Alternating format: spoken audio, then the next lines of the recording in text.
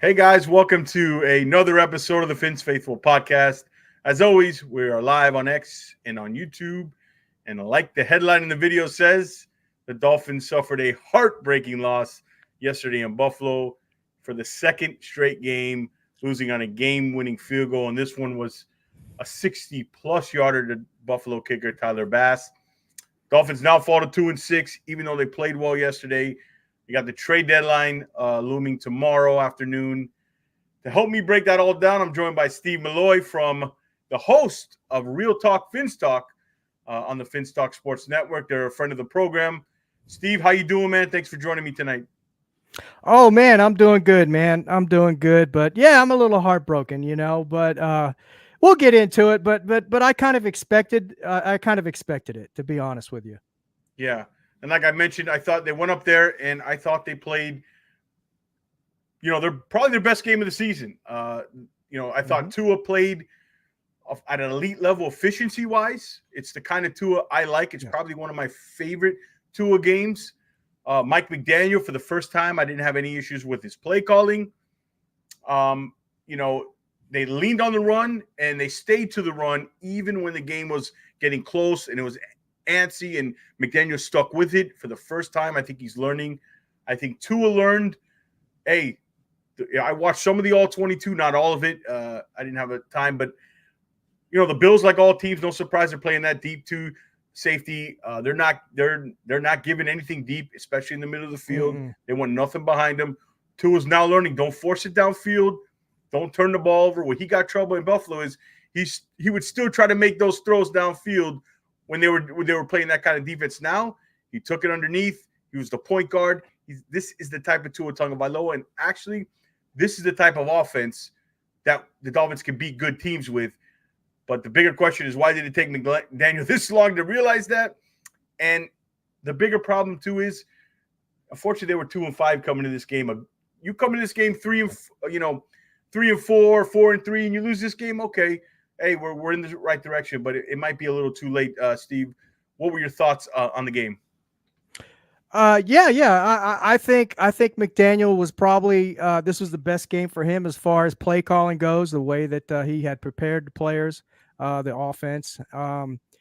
And Tua definitely had a really good game.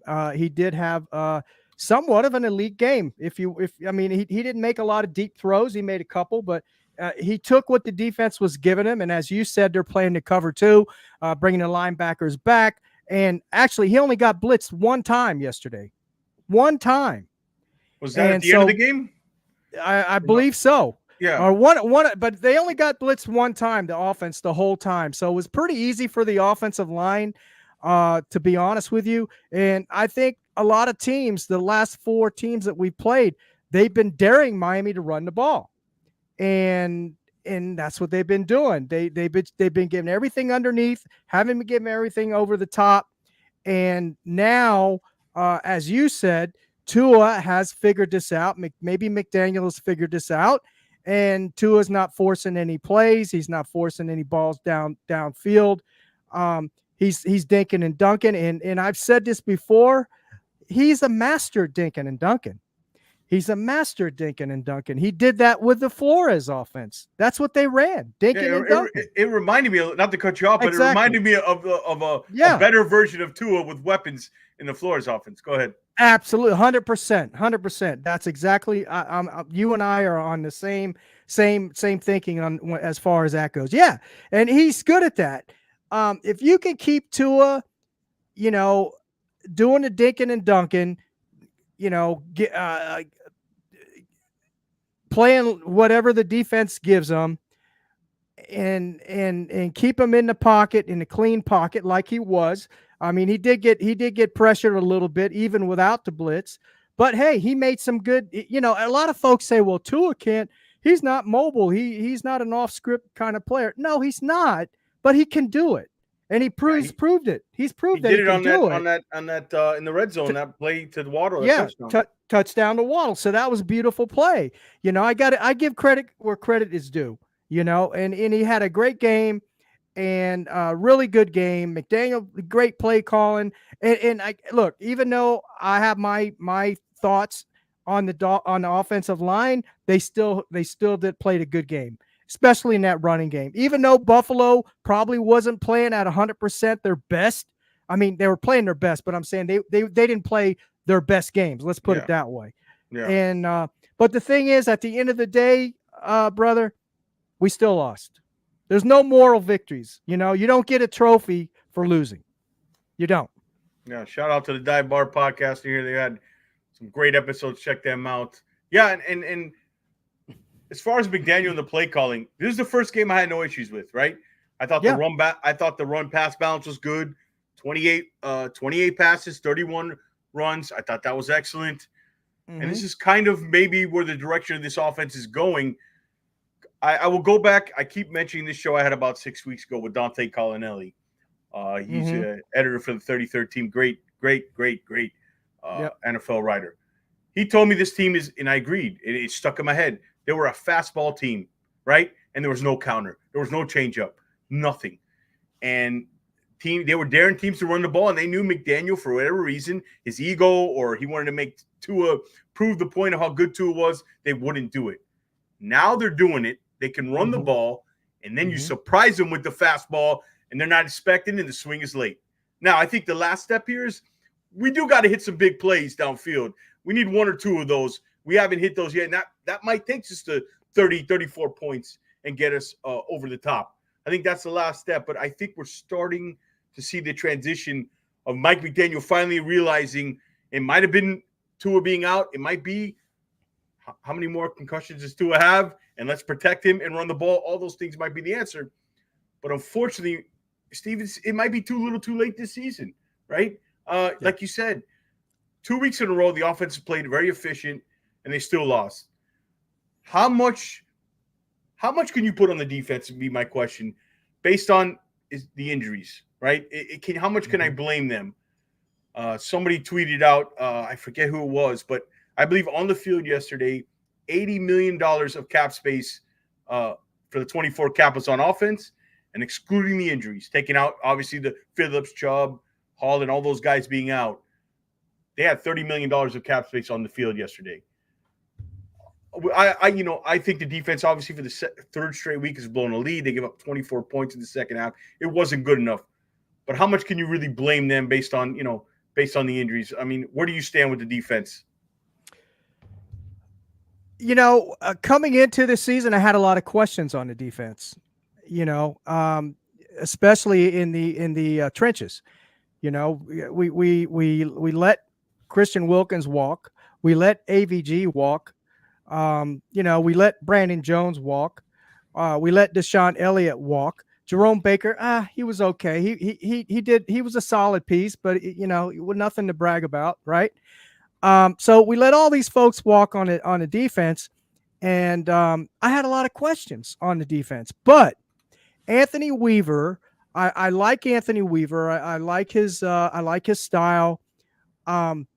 I think the problem with the defense right now, I don't think it's the defensive coordinator. I don't think it's Anthony Weaver. I think it's the personnel that we have on the field. And I think one of the reasons why is they're just freaking old.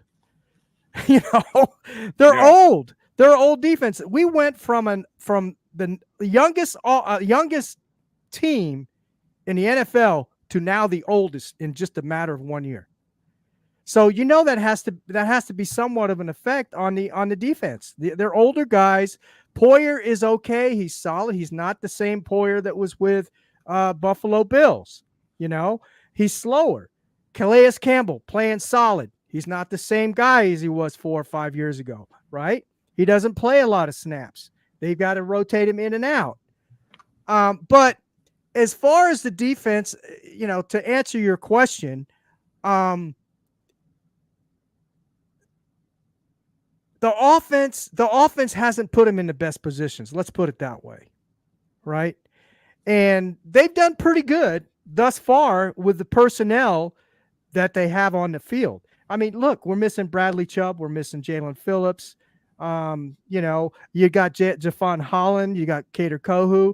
Now, those were pieces that were starters, the last year, So we're missing those guys. So that I'm sure that hurts. But what he's put together I think he's doing a good job, and the defense is in the top 10. How can you complain about a defense that's in the top 10? The thing is in order to win football games, you've got to score more points than the other team. And that's what our offense hasn't been doing. Yeah. Okay. Again, they played really well. They played a great game, like you expressed. They played the best game probably of the season. It still wasn't good enough to win. Yeah, and shout out to Mia in the chat, Luna Moon. Shout out to Duke Tomlinson. He mentioned our linebackers are not good. Well, they made a change last game, which surprised me. Finally, somebody got benched and called out for. I mean, David Long Jr.'s performance versus the Cardinals was awful. He's become a liability in pass coverage. I like what I saw from Walker Jr. There was still some poor tackling from the defense, I thought, yesterday in general. But I like the message. Hey, let's keep doing it. Not just the tight end room. I think the other guy he benched a few weeks ago was Durham Smythe for Julian Hill. I mean, what is there a difference? Even though Durham Smythe, Julian Hill is a better blocker than him currently. Yeah, and if you watched the game yesterday, you saw it in a few plays, right? You got it. That's exactly. I was going to say the same thing. Yeah. Julian Hill's a lot like Liam Eichenberg. They make one or two tragic plays during the game that stand out, but the rest of the game, they're actually pretty solid. But you just remember those one or two kind of plays during the game. Going back to the game, I thought a big thing was going to be the red zone efficiency in this game.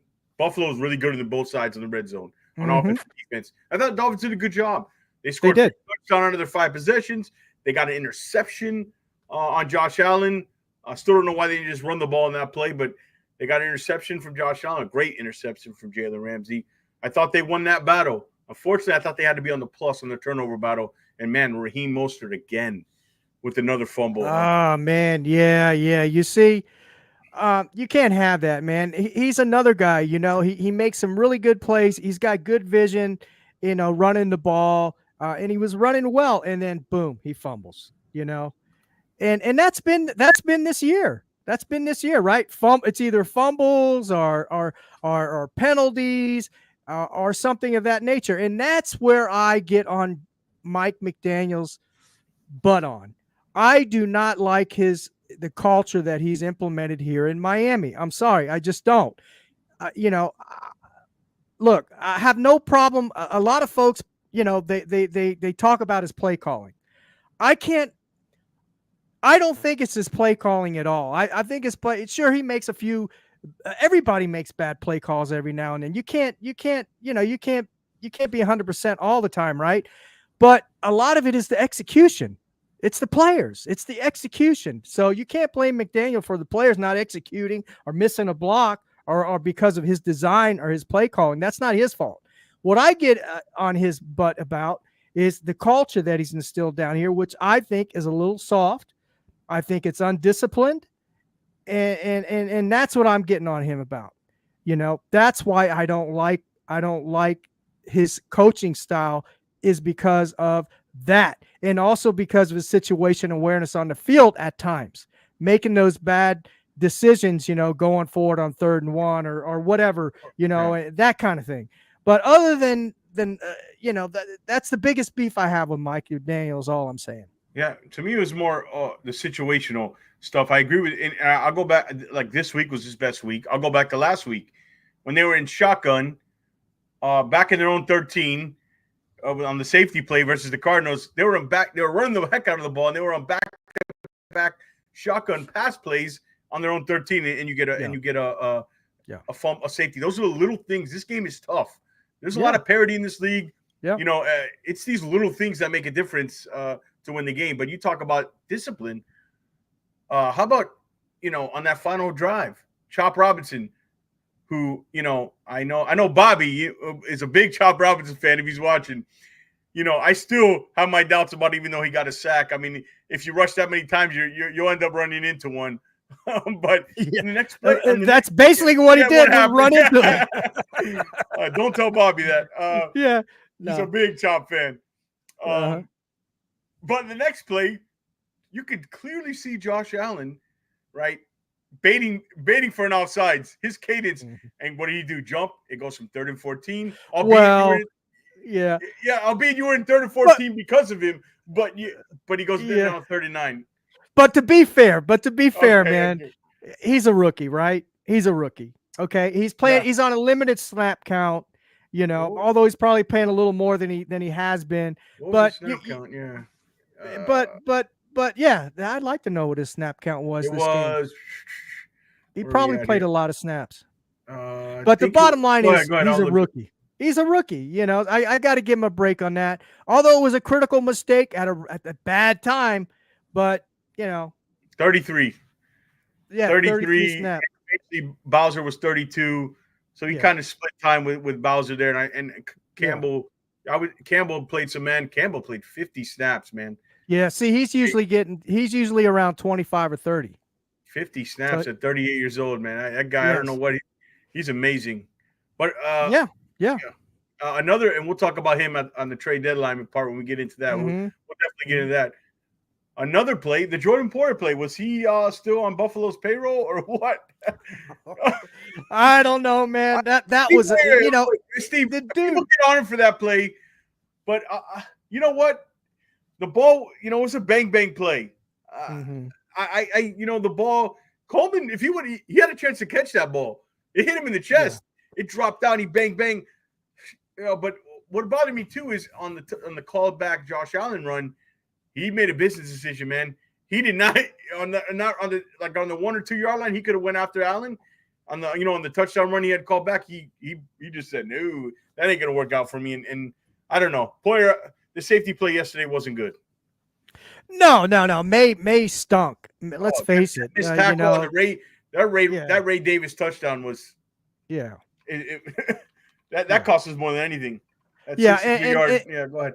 It did, and to be fair with Poyer, number one, he started for the receiver, and he couldn't really stop. Right at that point, he really couldn't stop.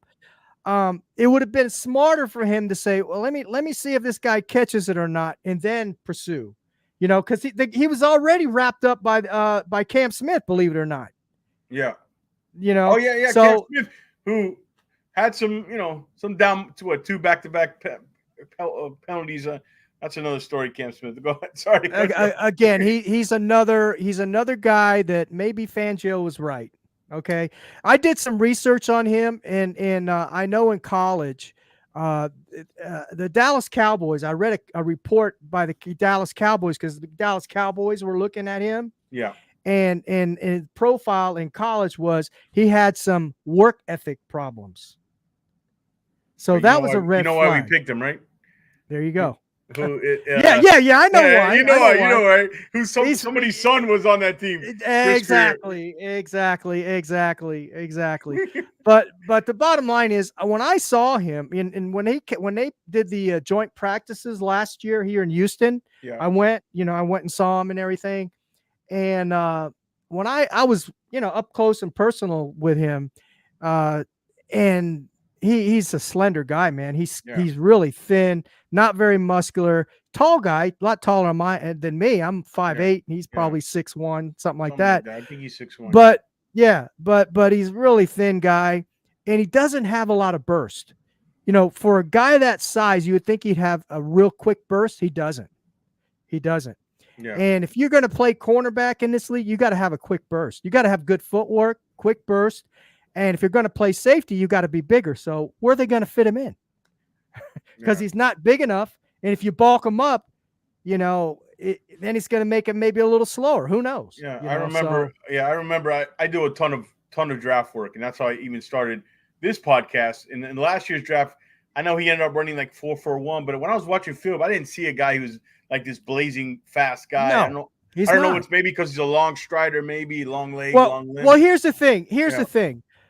I'll give you an example because of me. Okay. When I used to play football, okay, I was not the fastest guy on the field, but I had a quick burst. I had a quick, 4 or 5, first 4 or 5 yards. I was quick. I could cut real quick, cut on a dime and all that, but I was never really fast. Yeah, you the know, long and speed. so in the long speed, that the big difference, you know, like Right. I'll give you another example. Tyreek Hill, he's fast as hell, right? He's both. But Right? he's both. He has a quick Yeah, burst, fast. He can cut on a dime, you know, and that's what he's makes him got it special. all. That's what makes him special. Now you look at Waddle. He's very fast, straight line, but he's not a good route runner. He's not quick. He's really Yeah, not that yeah, quick. yeah. I Well, he's saw Waddle. Yeah, quicker than a lot of players, but he's not quick as let's put it this way. He's not quick as yeah. Tyreek Hill. There's something You I want know. to get on Waddle about before I'm gonna Duke in the chat. Someone picked that 17 in the first round should have more of an impact at Chopper said. I think he was picked 21. I think. Thanks for the question, Duke. Yeah. Look, I know he's young, and I've heard that whole story. But again, I watched a lot of tape on him because that position I did a lot of work on because I had a feeling they were going end. And like I said on my podcast that time, I looked like an idiot. I said, "There's guys, don't worry, they're not taking Chop Robinson. If Verse or all these guys are gone, they'll end up going with Barton or something like that. They take Chop, of course." And I looked like a moron, but that's the way it goes. Yep. I'm seeing the same thing I saw in college. Yeah. Good burst. Yeah.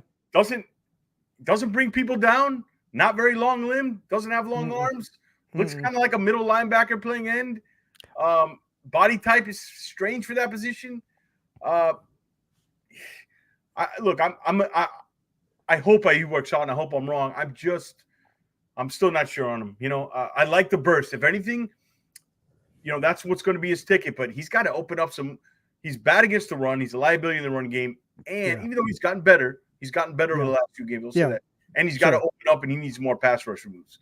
He can't do the burst, the power, the transition, speed to power, and think it's gonna work. And he's just not a finisher, man. He's just not.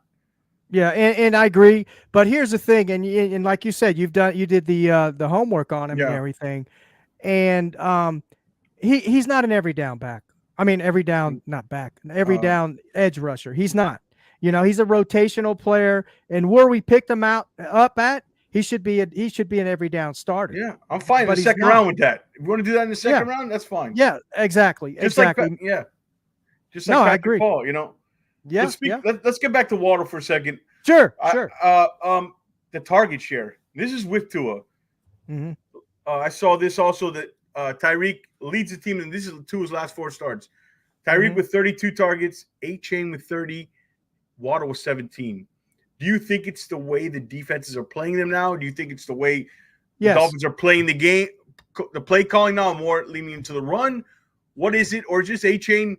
I think it's because A-Chain, I mean, if you watch the game, A-Chain could have had 20 catches yesterday. That flat play to him was open all game. And he's a special player. Let's be honest. He's a special So I think it's player, kind of a combination of those things. What are your thoughts on that? On Waddle? Yeah, on the whole target being down and all that. Well, here's the thing, and this is something that I didn't research and I didn't come up with. It's a guy that I've had on the Real Talk Finns Talk show. Maybe you heard of him. His name is Curtis. He has a show called Ace Per Head.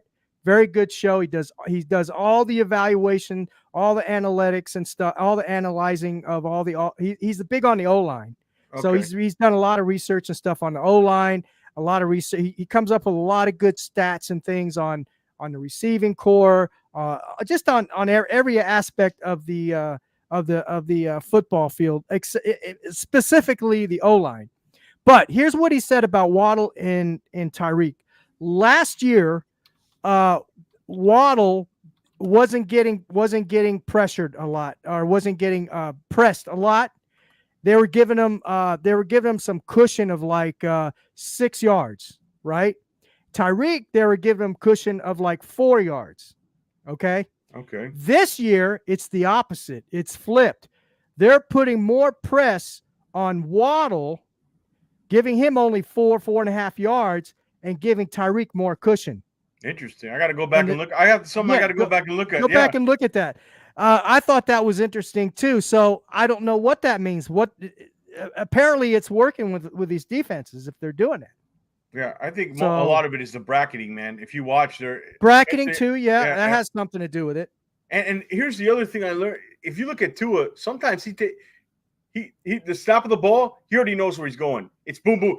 So there's not even time to maybe check to that second level and let that play develop. He's already out. Okay, boom, I'm already out to the flat, which is good, which I like doing that. I'm not, but I think that also limits some things. But that leads me to believe, look at, like Duke has another question here is, do we need some taller wide receivers in our offense? I agree with Duke. Yeah. I agree with Duke. And we're gonna talk about water on the trade deadline part because I got an interesting take on that. Sure. I'm interested. We're gonna play a little game. I'm gonna give you some scenarios, and you tell me. Sure, absolutely. I love it. Yeah. Anything else on the game before we wrap up that game yesterday? Kind of any final thoughts on the game? Yeah, final thoughts. They played a good game. They played a really good game, like we've been talking about, and you said yourself. They probably played the best game of the season as far as play calling. Tua playing well, in the running game and in the line. I got to give credit to where it's due. The line played well as well, and and the final question that I have is, can they continue to do this? Right, it's only a one game. Two game sample size, I guess. The Arizona game was kind of similar. Right. Yeah, I agree. And will they continue? And I guess my bigger question is, have we seen the ceiling of this offensive scheme? Have we seen it? Is this the ceiling? Is this now? Are the 70-point Denver days done? Is it now where we're seeing the last trend with Tua these last two games, where you're leaning into the run and more of the underneath quick short passes, which Tua eats on? To me, Steve, this is where he lives the best. This stuff of him trying to lead the league in passing doesn't work against the good teams, because when they take that away and you still do that, that's what you've seen these last few years, this disaster. You play this kind of football, now the defense has to make some stops. Sure. But you play this brand of football and you can structure a roster a little better, Chris Greer, you could win in December and January like this, right? Yeah. Well, here's the thing. With the team that we presently have, even though we're playing this way, I would say no. We can't win in December. No, I agree. And you know why? Had to be constructed better, right? Especially on the defensive side of the ball. Because we're and not the offensive line still. Yes, we are not constructed to play cold weather ball. We're not. We're a fast finesse team, and that's a recipe for disaster in cold weather games, snow games, rainy games, whatever. And you could see what happened in Kansas City, right? The speed slows down. It's just not a recipe for success for playing games in December and playoffs, because look who we're playing against. We're going to be going against Baltimore. We're going to be going against Buffalo, the Jets. Those are all cold. Cleveland Browns. Those are all cold weather games. And you got to construct this roster in the trenches, number one, with big guys in the trenches that can bully other trenches during those cold weather games, in those playoff games, when you have to be dependent more so on the run. Yeah, and whose idea was it to? I saw Chris Brooks playing well for Green Bay, a power back. I wanted to bring not that Chris Brooks is a great player and would change the course of the team, but a Derrick Henry. I was advocating for that. Nothing happened. Yeah. You did draft Jalen Wright, but he's sort of a Raheem Mostert type kind of back. You know what I mean? Yeah. Again, and Jeff Wilson over why? Because he's your buddy. It's again. Dude, why is he even on this roster? Yeah. I don't get it. People say, "Oh, should we trade Jeff Wilson?" What the heck is anybody give you for Jeff Wilson? That's a no-brainer. Yeah. It's just release him. Yeah. Gosh. Somebody asked me, "Hey, what can they get for Jeff Wilson?" Nothing. You know what I mean? Yeah. You know what? Somebody might be. 2028 7th round pick. There you go. Yeah. Okay, so let's move on. What's next here? We're 2-6. I think the most Dolphin thing is going to happen. They're going to fight their way. I know nobody wants to hear about the strength of the schedule, but it is. They got some easy games coming up. The Rams won't be easy, but after that, you got two gimmies. You should have the Patriots and the Raiders. Should have. I've said that last week, the week before against Arizona, we didn't win, but should have. This team scratches to get 8 wins. This is the Dolphin way. You know it. You've been a fan of this team for a long time. Yeah. We'll scratch. We'll get 8 wins. You'll sell to the owner. Man, just Tua stayed healthy those 4 games. We are a playoff team. He'll buy it, and everything will be a year too late. Do you think this team – I know – what did Mike McDaniel say today? He was asked about, about the trade deadline. He goes, him and Chris Greer are aligned. They think this team is better than the win-loss record. Well, I hope so. I can't listen to him talking in press conference more than 5 minutes. Oh, I can't either. I can't either anymore. I was done with that whole thing like a month after he started. But anyways, and I always said I don't find him that funny. I don't know what everybody finds him funny. His one-liners got old with me, and especially when you're not winning games. Yep, especially. But right. Where was I going with this? Yeah. So Chris Greer. I know you're not a Chris Greer fan like I am.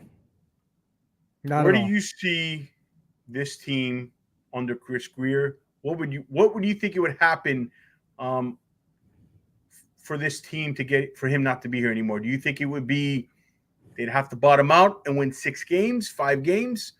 But in my scenario, first of all, what do you see this team with their schedule up? This team, how many games do you think they end up winning? Do you think, like some people, there's a chance here who are buying the hopium? And kind of what would it take, do you think, for Chris Greer to finally be relieved of his duties? Okay. That was Number one. I know a lot of questions in that. No. And I got a big answer for you. Yeah, okay.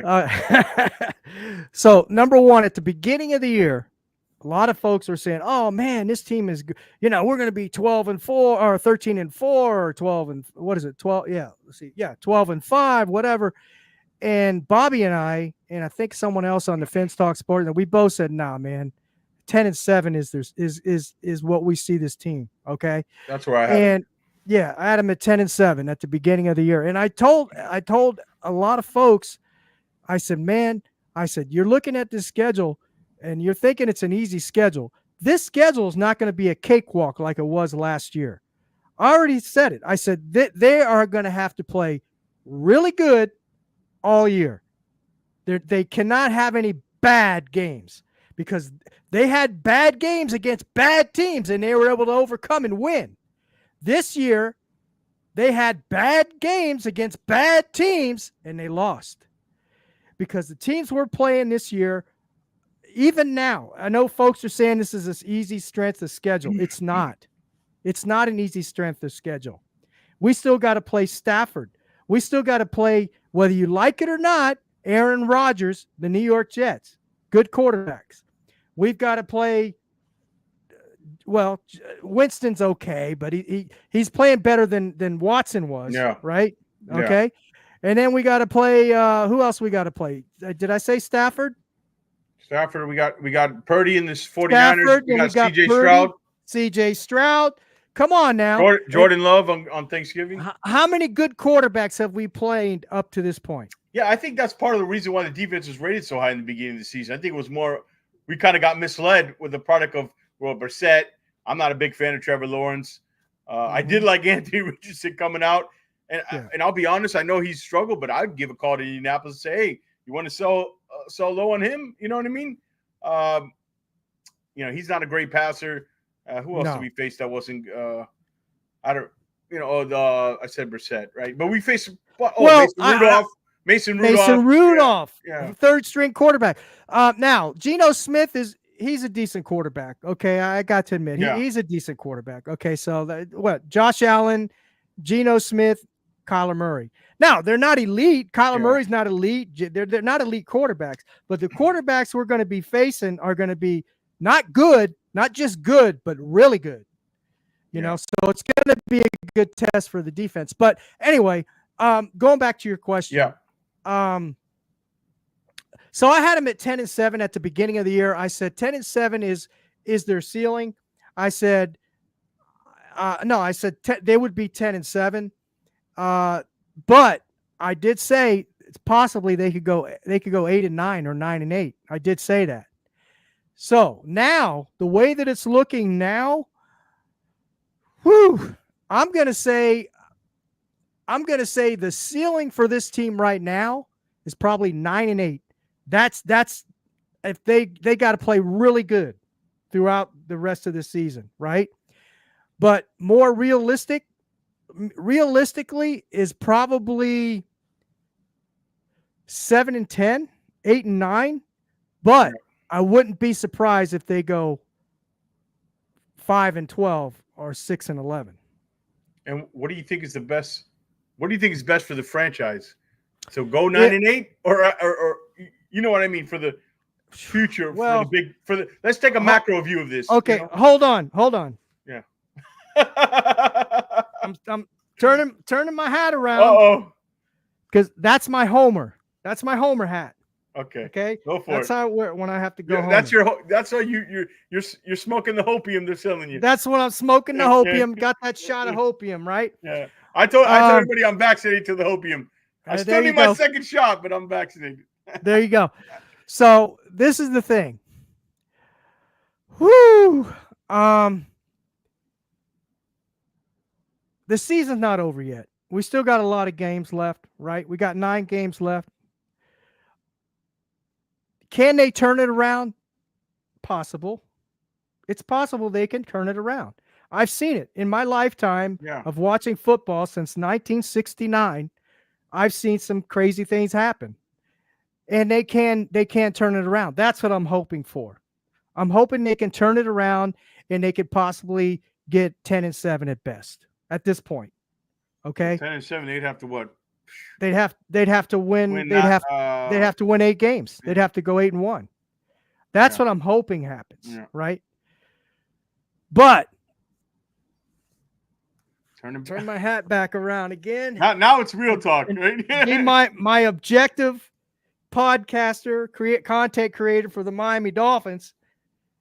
They're not going to do that. I don't see them doing that. So the best that I can see that could happen to this franchise right now, as much as I hate it, as a Dolphin fan since 1969, they need to go 5-12 or 6-11. That's when I think we're going to see change in this organization. Not necessarily the coach. We need for Ross to grow a pair and not promote somebody from within his organization. Go out, get a football guy, a hardcore football guy, knows X's and O's, right? And says to Ross, dude, or Mr. Ross, I got this. You stay out of my office. I got this. You just give me the resources that I need. I'll take care of the rest. And let him decide what he wants to do with the coach, Mike McDaniel. And if he gets rid of the coach, Mike McDaniel, I have a feeling Tua's gone too. Yeah, we talked about this backstage, right? They're connected at the hip. Which I would not be opposed to, because I've said this many, many times. Tua Tagovailoa is good enough not to be good enough. Just like the game yesterday. He's good enough to not be good enough. And then you'll be in that Ryan Tannehill cycle of 7 years, and then we finally realize it. Just like in that hamster wheel. Yeah, and you know why, guys like you and me, we've been a fan for this team. You've longer than me, but I've been a fan for this team 30 years since I was a kid. Right. And like I told you backstage, they'll give, what Ross will do? He'll give Greer to the fans, he'll give them their head, and they'll promote Brandon Shore, right? And they'll keep, and nothing really changed. And the stank in the organization for this quarter century of bad decisions and bad roster construction is still around. This team is not, Steve, I always say they need to find the franchise quarterback, the left tackle. No, they need to find the guy to make finally the right decisions up top. Mm-hmm. And I'm not sure it can happen under Stephen Ross, to be honest with you. I'm just not totally sure. No. But that's the biggest thing this need. They need to go up the street to Sunrise, talk to the Florida Panthers hockey team, because what did they do? They hired the right guy. They won a championship because they hired. It's not. I don't know if they're hockey fans. It's not Alexander Barkov. It's, of course, they're good players on ice. They make bold decisions. They're not afraid to move off players, whether it's popular or not popular. Yeah. Because they know it'll be popular when they win because they have conviction, something Chris Greer does not have. He has no conviction on any of his decisions. And that's how he stayed around and snaked his way through this organization. I'm sorry to say it. I'm sure he's a nice guy, but we're not running a charity event here. We're running a professional football team, all right? And I want to see this team win before I die, okay? And with Chris Greer, it's not happening. I said it back Steve, when they did the rebuild. I said I agree with it. Tear it down, find the quarterback, draft high, build this team young. But the problem was not the execution, is who's buying the groceries and executing this plan. And I knew. I even tweeted out 3 years ago. I said we're going to look back and say this is all great, but Chris Greer, we're going to realize was the problem all along. And I know he's been in this organization for 20 years, 25 years, whatever. And his defenders will say, well, he wasn't the GM. Well, guess what? You were a scout, a college director of scouting. You were in the room for all those big decisions. All right. You didn't sway it one way or the other. And I don't care what anybody tells me. And yes, every team's going to miss on draft picks. Sure. But I always say this. It's not always who you draft, it's who you don't draft. Even when they get it right, they made the wrong decision. Right? Yeah. Even when they made it right. Jalen Waddle. I like Jalen Waddle, but taking a 5'10 receiver at number 6 when you had a gold jacket offense, you start the rebuild with Penny Sewell, it changes your identity of your team. Yeah. And it sets the tone and the culture for your organization. Mm-hmm. And we should have known then. And do you know how happy the Detroit Lions were picking right behind us with Penny Sewell? Was absolutely. Yeah. That's all we should have known then. Yeah. You know, and yeah, that's with Chris Greer, it's just we say that, not that we want this team to lose, I think is what I'm trying to say is you're not saying, oh, I want this team to. It's because the quicker the change, the quicker we can finally maybe get closer to the goal, because it's not working. It's just not working. We're going on the merry-go-round again, Steve. Absolutely. Absolutely. And you're right. He doesn't move off players. He should have moved off. Xavier Howard, but he screwed up on the draft by drafting Iggy, and Iggy didn't work out. We kept him around for a bunch of years, and we ended up having to pay Xavier Howard. We drafted Austin Jackson. Austin Jackson, he was coming in as a left tackle. Didn't work out a left tackle. Moved him around. Now he's a right tackle. He's okay, but when we paid him all this money, he's not worth the money we're paying him, right? Yeah. And then we draft. Then we get Armstead, who can't stay on the field, but maybe 10 or 11, 12 games of the year. Things like that. Those little things like that, man, make a big difference. Then we get Tyreek Hill. And then we get Tyreek Hill. We paid Tyreek Hill. What did we give up? 5 picks? And how much did we give up? $130 million and 5 picks. And then we get Bradley Chubb. We gave up 3 picks for him and what, $90 million? You acquired a guy with an expiring contract, gave him a first-round pick, and then just gave him a boatload of money. There you go. So those are the things we're the only team that trades for expiring contracts, by the way. Oh boy, we got the highest paid cornerback in football in Jalen Ramsey. Whoopie-doo. He got burnt twice the other day. He's not playing good. I mean, Jalen, he's the least of our problems, but he's not. He's on the wrong side of 30. Yeah, he's on the wrong side of 30, and he's not playing like that, like the money we're paying him. That's what I'm saying. Yeah. It just decisions like that, and I can go on and on and on and on. I could have a marathon, 24-hour marathon of decisions. The list of them. It's just the little things, and like I always say this: where's been Chris Greer's power move, right? Where I mentioned this a few times. Where's his move to go get up Allen or go up and get Mahomes when we needed a quarterback? Again, you have to have conviction. You can't be, because he's constantly afraid about what the result, right? What falls on him. Yeah. And what amazes me, Ross is such a great businessman in his other ventures, doesn't see a man at the top of your organization that lacks conviction and lacks decision making and not afraid to go make a bold move. And it's just those kind of moves. He doesn't have any power moves. Steve, Tua Tagovailoa, I guess, is his power move in the draft. And everybody said, oh, that was a risky choice. No, that was the only choice. They didn't draft Tua Tagovailoa. They drafted Tua. They drafted the brand. And look, Tua's proven he's a really good 100%. quarterback. He's really good quarterback. Yeah, I'm not here to talk about Herbert, Love. No, forget it. That's over with. Yeah. Tua's a good quarterback. But my point is, that was the move they had to make. Anyways, and speaking of drafts, go ahead, finish your thought before we get into this question. No. I was just gonna say, making the bold moves and stuff like that. And I'm with you. I don't like to compare quarterbacks. I just don't do it. But Tua is a good quarterback. I've always said he's a good quarterback. He's just not good. He's good. He's good to be not good enough. Yeah. And when you're out to go play to win Super Bowls and to win championships and to win divisions and stuff like that, Tua's not your guy. Okay. If from a scale from 0 or a scale from 1 to 10, Tua's somewhere between 6.5 and a 7, right? Sometimes he has a 5 game, sometimes he has an 8 game. But if you're going to go out and you're going to win Super Bowls, you got to have a quarterback that's an 8, 8.5, or 9. You're not going to win with a 7. I don't care how good he is, how many games he wins you during the season, how many stats he has. It don't matter. You need a quarterback that, and especially in this league nowadays, you need a quarterback that is mobile, that can play off script, okay, and make plays. Look, and I'm not comparing them, but I guess I am, because I gotta make this point. Look at Mahomes. Look at Josh Allen, although he hasn't won a Super Bowl. Look at all these quarterbacks, C.J. Stroud, all these guys. What do they have in common, man? They're mobile. They can move around. They can throw outside the numbers. Tua is limited. If he isn't limited in his play, he's limited because he gets hurt and has concussions. Yeah. And oh, man.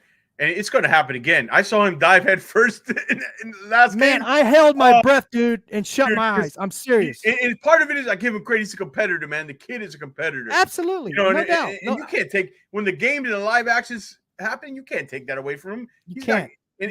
I thought to myself when I saw him diving, I said, this is a matter of time, And I want to say that, like you said, he's a competitor, and I don't care how much he practiced jiu-jitsu or whatever he did or whatever to for those falls. If you're going to this is a game of football. This isn't jiu-jitsu, man.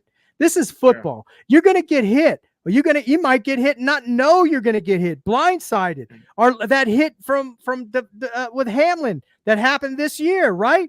That was a routine football play. Yeah. A routine football play, and he was concussed. And all this puts a cap on his ceiling because he's going to be thinking about it, right? Exactly. So it's all going to put a cap on his ceiling. Let me get to Duke's question. I had it up for a while now. Absolutely. He said, what position would you guys draft first in the first next year? Very simple for me. Quarterback.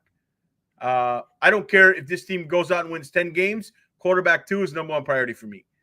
It depends on a lot's got to happen. Depends where we pick. There's a lot to be played out, but quarterback. But I wouldn't be letting Chris Greer take it. I guess if I had to take him, if I had to pick a secondary position, somewhere in the line of scrimmage, interior on the offensive defensive line.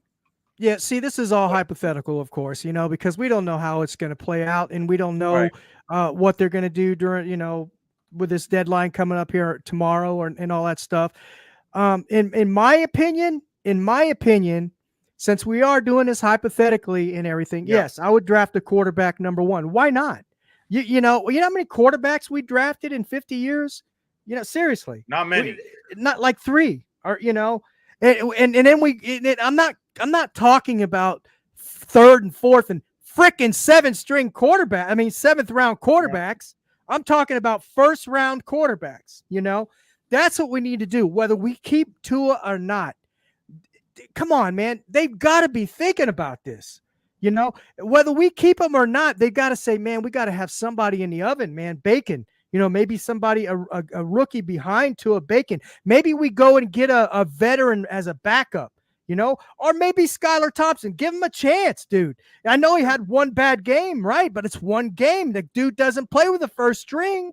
He's been here for 3 years. They say, oh, he's been here for 3 years. Okay, then it's either McDaniel isn't coaching him up properly, or 2, he just sucks. So which is it? Probably both. Probably both. Might be both. You're right. It could be both. Good point. My bro Clown Prince is in the house. Yeah, KC won 2 Super Bowls without Hill. It's true. and they changed their team. They went to more deep. They balanced out their books more on defense, balanced it out offensive defense, and Mahomes can make this spectacular play and get him there, like you said, right? Yeah, go ahead. I think I cut you off. No. You're good. You're good. But I would definitely, as you said, in the first round, if quarterback for sure. Yeah, this team's been allergic to quarterback competition even before Tua. For some reason, I don't know. I think it's because Tua. It was from Tannehill's psyche. I think from Tua, they were trying to it was a rehabilitate.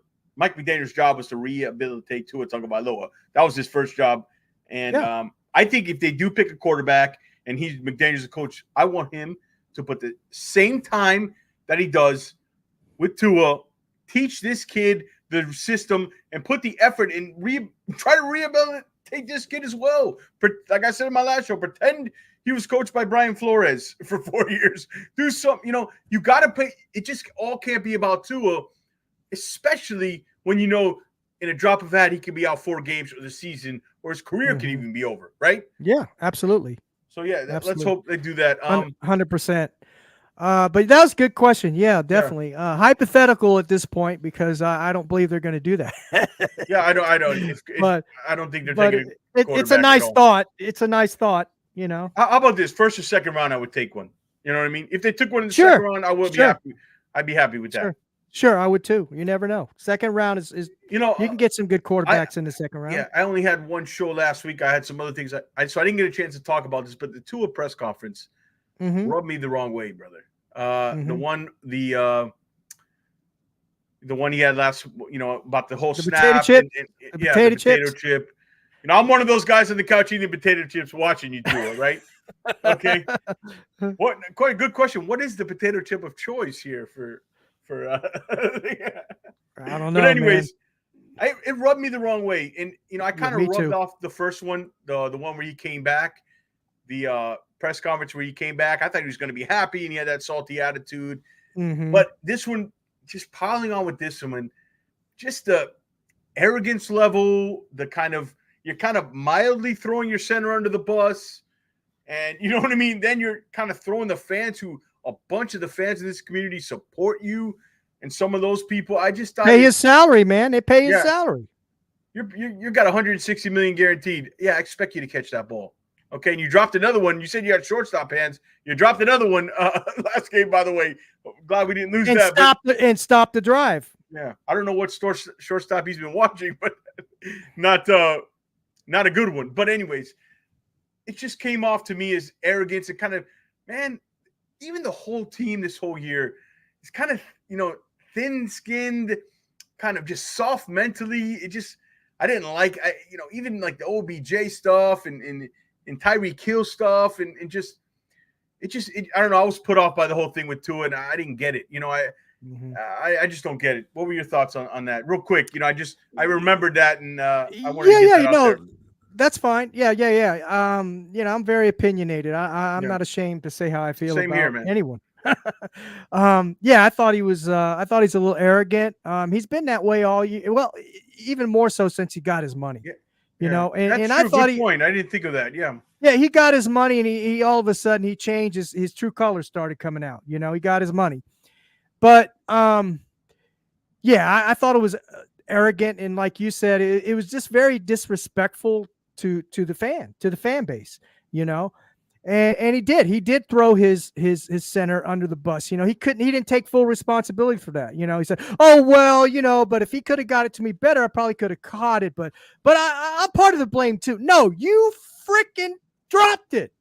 Just admit it, man. No excuses to it. Even if it wasn't your fault, take the blame. You're the leader. Take the blame. You're the leader. You're the captain of this freaking team, dude. You just got paid the big bucks. You're the one that said in the offseason that if I see anybody acting up, I'm going to call them out. No, you're not calling your players out. You're calling the fans out. And then another thing I didn't like, and he didn't realize it. He freaking praised freaking Flores and didn't even realize it and threw his coach under the bus. You know what I mean? The dude, every time he opens up his freaking mouth, he puts his foot in it. You know, and I had all the respect in the world for this guy when he first came out. Yeah. I wanted him, even though I didn't scout him and I didn't know a lot Yeah. about him, but I wanted him. I was pounding the table for him. And then, you know, anyway, I had all the respect for him, but right this year, especially since he got that money, the dude has just lost a little bit of respect for me. Yeah. Yeah. It's just something, I didn't think about this a lot before, but it's something I've noticed just these last two. I saw a little bit in training camp when he was angry about his money, and when I understood that, I kind of, I get it. And then I'm happy. Look, yeah. I'm happy he got his money, dude. Yeah. I didn't want him I wanted him to play out his 5th-year option, but he got his money. I'm always happy for the player when they get their money, right? But if you're gonna get the money, then frickin' play like it, you know. Yeah. And he has. He's played the last couple of games. He's played. Okay. I mean, he played. He's a good quarterback in this league. He's a good quarterback. Yeah. Anybody who, this part of it is this toxic fan base of Tua. It's either you hate him or you love him. There's no middle ground. Dude, Tua's a real good quarterback. Don't be telling me he's absolutely. Yeah. Anyways, so moving on from that, we got the trade deadline tomorrow, and the Dolphins are in an interesting spot. Even though I can tell you exactly what they're going to do.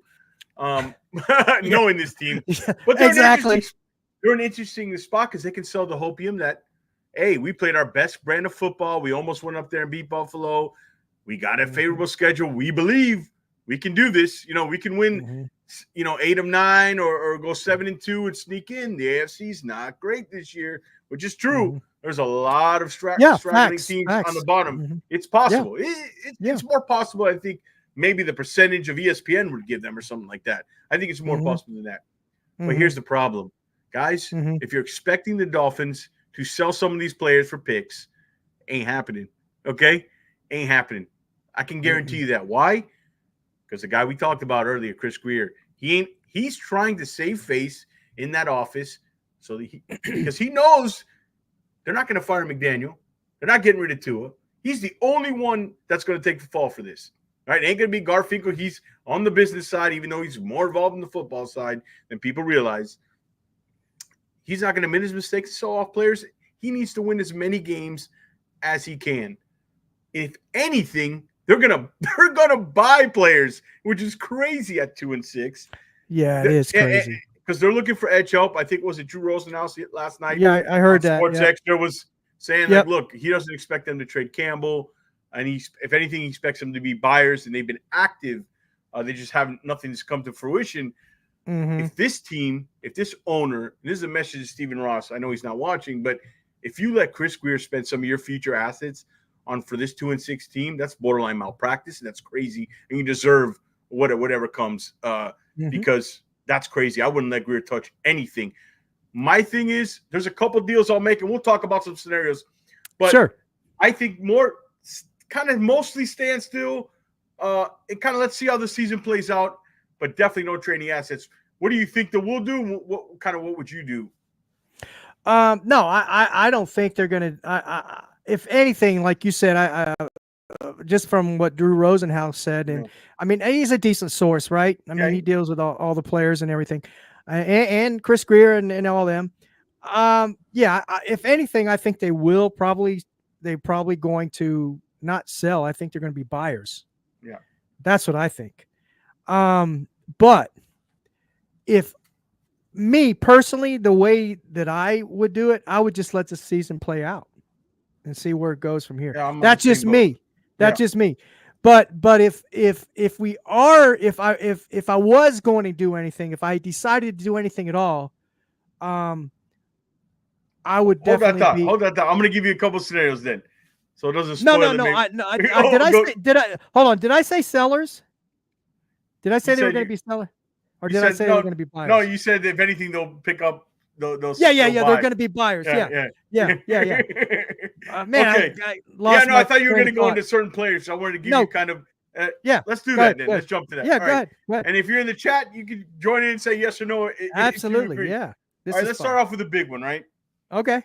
Some team, Kansas City, Baltimore, they come. It'll be a pick in the 20s. They offer you a late first for Tyreek Hill. Do you do it? A first for Tyreek Hill? It'll be a late first, obviously, because it'd be a playoff team. All these teams we're talking about are playoff teams. Late. Because It'd have to be a late first and maybe a second or something like that. I'm not just going to give them up like that. So for you wouldn't do it. I wouldn't do it just for a first. I'd do it for a first and second, maybe a seventh or something, or a sixth. Yeah. You know, Yeah. I'd have to be more than just one pick. You know, I don't know if you would. I'd do it in a heartbeat. Yeah, but I don't even think you get that first for Tyreek Hill. Surprisingly, probably can't. Yeah, probably can't. Not at this point. I probably wouldn't do it either because look, you're going to have to bring a lot of these guys back next year, and you trade Tyreek Hill, you're really losing the identity of your offense. So he's one I would hold off on, but I just thought, what identity? What identity do we have? We lost. We haven't won a playoff game in 24 years. But I mean, your offense 3 years we haven't won a playoff game. Your offense is basically around. Agreed, but your offense is basically built around him as a decoy or as the deep threat. Everything is plays off. Fair enough. Fair enough. Yeah, that's fair. That's fair. Okay, let's go to a little light. Calais Campbell. Okay. Team offers you a 5th round pick. Give the guy a chance. A playoff team. Let's say Detroit. Somebody could use his help or whatever. A playoff team. Would you unload Calais Campbell for a 5th round pick? 100%. Agreed. Now you're waving the white flag definitely because your defensive line depth is pretty bad. But I will say I did like what I saw from Deshaun Hand yesterday. Yeah, he's getting better. 100%. Agreed. Deshaun Hand, he had an injury history. If it wasn't for his injury history, he would probably be a good defensive tackle. He was good, it's just that he always got hurt. Coming out. Yeah, he was a talent coming out. Duke agrees with us. Yes, on that one. On the yep. I think he's talking about the last one we said, the Campbell. All right, Mostert, Raheem Mostert for 5th. 100%. Agreed. Hey, give Jalen Wright some more time. Get him in there. Give him his touches, man. Mostert is good, but he's had his day. He's not going to get any better. You know, I don't think. Not at his age. A little more interesting. Would you go to Ron Armstead, let Patrick Paul come in, kind of if somebody came in off you a 3rd or 4th round pick for a guy who's probably at the end of his group is playing at a Pro Bowl level. He's one of better touches. Yeah. Tyron Armstead is still playing pretty good. I mean, he's beat up, man, but I mean, he had some average games, let's say. There's a couple games there he didn't play real well. Yeah, definitely, 100%. Let the young guy come in there, man. Take over. You drafted him for what? What was his 2nd round pick? Yeah, I wasn't a fan of his either, but I didn't like the first couple rounds of this draft. I know, and I wasn't a fan. I'm not a fan of his either. Although he played high school football right down the street from where I live. Yeah. Okay. Yeah. I had Richmond Webb on a few weeks ago. Yeah, he lives around here too. And in Richmond, Richmond obviously announced the pick, and Richmond thinks highly of him, so that gives me some hope. And again, guys, these are not things I think are going to happen. These are just scenarios. Hypothetical, right? Yeah, hypotheticals. Let's get a little more interesting. This is the one I would do. Javon Holland for a 3rd round pick. Remember, Holland's on an expiring contract, Steve. And if you don't believe he's coming back, which I don't, I think we're looking at Christian Wilkins 2.0 scenario, right? Oh, absolutely. Yeah. 100%. Some team, and he's hurt now, but he can help a team and get him in their building and maybe, get him in their building and kind of get a relationship with him and give it a look-see. 3rd round pick, somebody offers you for Javon Holland, you do that? 100%. 100%. Man. I'll be interested. Duke is very vocal in the chat. I would be interested to see if Duke would do that deal. Because some people might not. Well, I think people are naive on the fact that he's not going to be around next year. Go ahead. Well, here's the thing, Duke. I'm going to answer that question. Is Paul not sold? Let's bring that Paul up. not sold that he's okay. Paul not sold that he's good enough yet as our left tackle. No, I agree with you, Duke. But where we go? Are we going to the playoffs this year?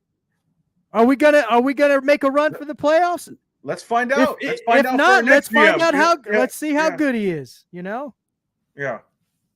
Okay, and last one here might be the most controversial one. Jalen Waddle for a 1st round pick. 100%. Whoa! Break it down, Steve. I need more than that. I need a 100% bigger answer from that. 100%. Give me why.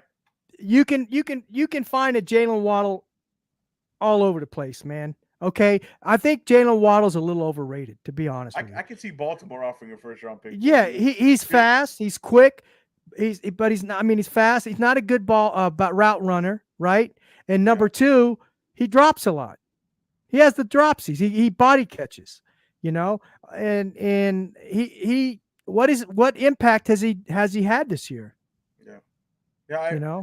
I fought with that. Yeah, I fought with that when I was thinking about it because.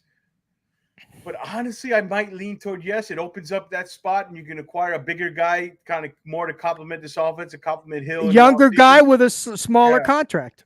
And bigger, maybe a different type in that room. It complements Absolutely. Hill a little bit. 100%. I would definitely take a hard look at it. Guys, don't forget to hit that like and subscribe button. Help support the channel, guys. Again, we're here with Steve Malloy from Real Talk Fins Talk on the Fins Talk Sports Network.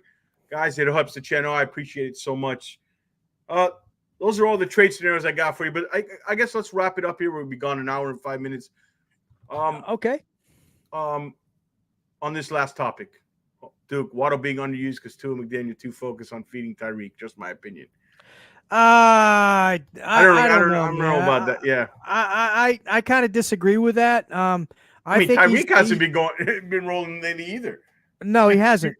But he's more of a decoy than Waddle is, in my opinion. Yeah. He draws more gravity. Draws more gravity. Yeah, absolutely, 100%. But yeah, go ahead. I'm sorry. No, that's it. All right, the last topic here. Mm-hmm. Monday night we got the Rams. Rams are healthy now. They got their two big receivers back. They're 1-2 straight. They're 4-4, and that defensive rookie class is outstanding. Verse Fist, the defensive tackle or end, was sacked, and the local kid here, Cam Kitchens, out of the University of Miami, 2 picks. I think did he have a pick 6 yesterday? This is going to be a tough game. Real quick, your thoughts and kind of prediction on the Rams game. Look, as I said, Monday night game. Yeah, Monday night game. We don't play good under the lights. Okay, we're going on the road to their house, indoors, right? So that's good. Our speed is. We still have the advantage with the speed there. At the beginning of the year, I said all these games are going to be very, very tough. And at the beginning of the podcast, we were talking about it. What I had projected, and I think this is going to be a tough game. And we're playing against a really good quarterback in Stafford, 2 good receivers, right? Running back, who's that running back? I forgot the running back. Kyron Williams. Williams. He's not too bad. He's not. He's good. Yeah. He's real good. I have him on my fantasy team. Oh, there you go. There you go. So it's going to be. We don't play well under the lights. We just got through losing to Buffalo, which I don't care what anybody says. That's got to take a little bit out of you, right? Because they were playing their hearts out. It was a hard-fought game, physical, hard-fought game. I'm curious to see what the injury report looks like this week. But it was a physical brand. The Dolphins played physical this game. They played physical. I was surprised. They played physical this week. I really was. Got to give them credit on that too. Man. At the beginning of the year, I would have probably said they probably would have won this game. And I know they played a real good game against Buffalo and everything. That's probably the best game of the season you're going to see Tua play or this team. In my opinion, I could be wrong. Yeah. Hope I'm wrong. But I think this is going to be a close game. I think it's going to be a 27-24 game, and I think the Rams are going to win 27-24.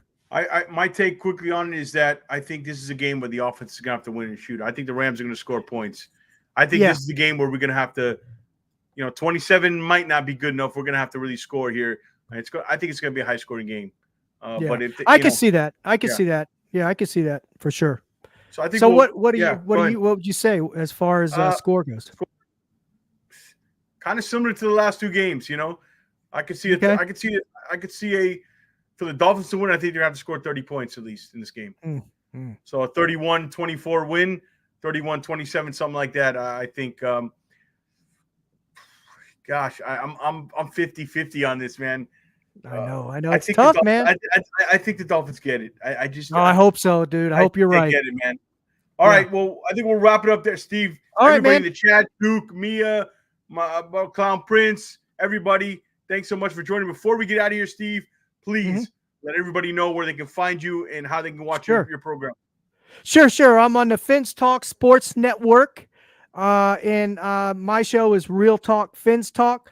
And I'm on every Tuesday night at 7 p.m. Eastern Standard Time. Sometimes I forget because I'm here in Houston, Texas. But it's 7 p.m. Eastern Standard Time. You can catch me every Tuesday night.